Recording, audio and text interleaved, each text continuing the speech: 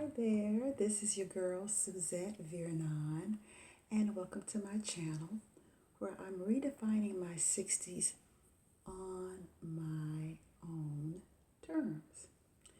Today's episode is going to be probably a part one and a part two because not only am I only days away from my 10-year wedding anniversary, but I'm also days away from turning 65. So I have something that I want to say, and I think one thing builds upon the other. So I'll start with turning 65 and how I'm redefining what that means from the inside out. I have to admit that many of my decisions up until the recent past have been determined from the outside in. I was looking for people, places, things to validate me, to give me a sense of worth, to give me a sense of purpose, to prove to me that I was worthy. And when it didn't happen, I would punish myself in some way, shape, or form. I would somehow withhold love from myself, withhold grace from myself, withhold forgiveness, or I'd withhold grace and forgiveness from whatever I felt the perpetrator was, whether it was something happened in my life that I felt like was unfair. So I would blame circumstances. I would blame God. I would blame people. I would blame my parents. I always had or needed something or someone to blame. And I found out that part of the reason why I looked outside of myself for someone to blame was because I was so fragile. My self-esteem was so fragile. And that was a hard thing for me because I always thought about self-esteem meaning that you need people to gas you up. You need them to blow you up. You need people to tell you you're pretty, you're this, you're that. You're smart, you're these things. But self-esteem can be determined by definitions that you've internalized. Other folks' definitions and opinions, other folks' way of seeing the world, perspectives, what would be successful for one person got internalized as being the end all be all that would determine your worth, your worthiness, whether you were enough or not. And I internalized those things. So those things affected my esteem for myself. My esteem for myself was based on how well I could meet the demands that were placed upon me.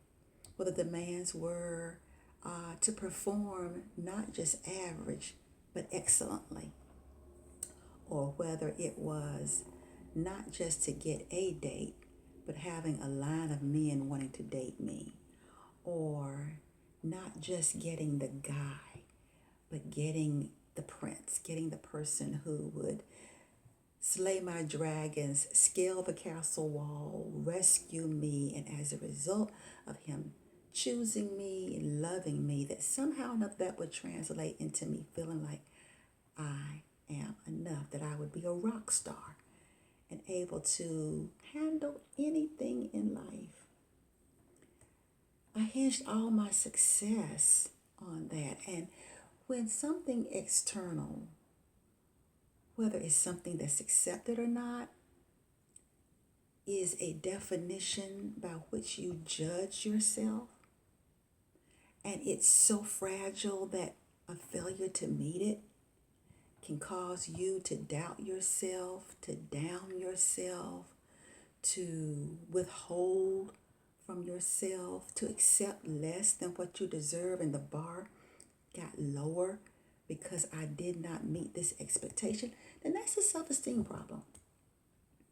And I did. I had a self-esteem problem.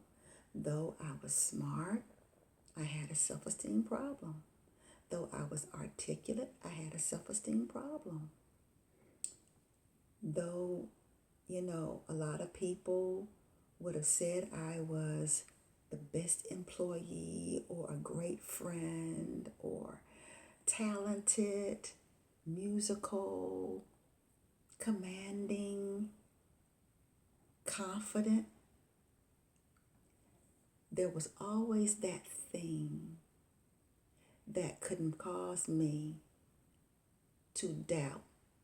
Even if people gave me kudos, even if people said, "Oh my God, you're so good at this," there was still something inside of me that, given the right set of circumstances, would cause me to doubt it.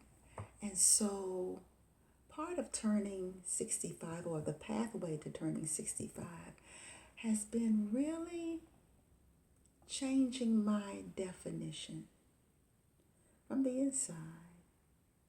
And that's why I wanted to record this, because it wasn't something that I just woke up, but it has been a concerted effort on my part and on the universe conspiring to bring me what it is I want the most. It has been a joint effort to get me here. It's been a joint effort for me to get honest and discover varying depths and, different, not varying depths, but I should say deeper depths of self-discovery, of evidence that my poor self-esteem needed to qualify me for love, for joy, for worthiness. But it was an inside job.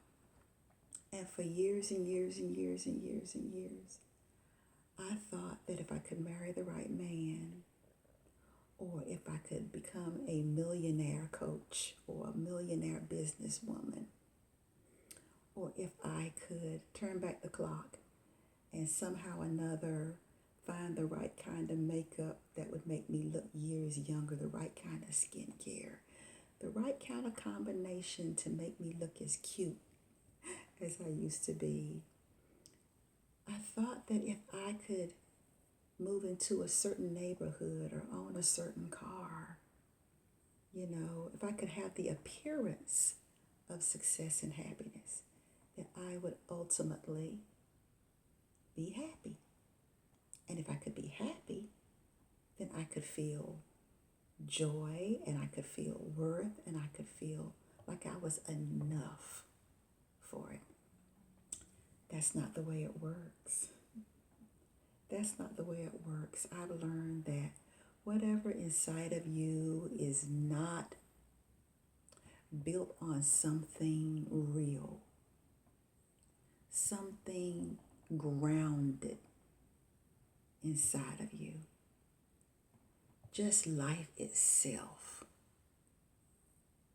will cause you to doubt, will cause you to doubt yourself.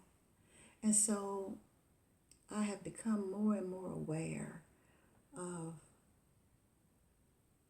the things that I've had to let go of and grieve, things that I might never know the answer to, that I've had to accept and release.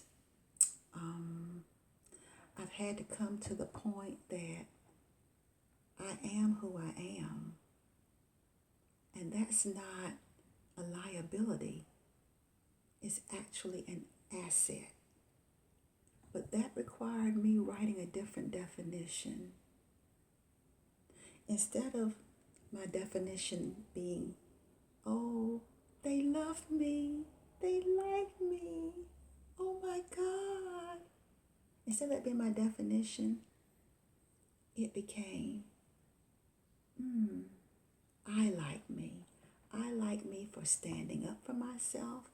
I like me for choosing to be honest, even if it meant they would walk away. I like me for becoming someone that I can trust, and it's been levels and depths of it. But whenever I've been tested, I might not have gotten it perfect every time, but there was something in me that was so persistent in learning how to become someone I could trust, to have my back, that I could trust. That, you know what, I pat myself on the back for that. So I had to create a new definition for me. And in my next video, I'm going to talk about how creating that new definition for me leading up to 65 has impacted and has required that I redefine marriage. So if you like what I'm saying or like what I'm sharing, like, share, subscribe, and I'll see you next video.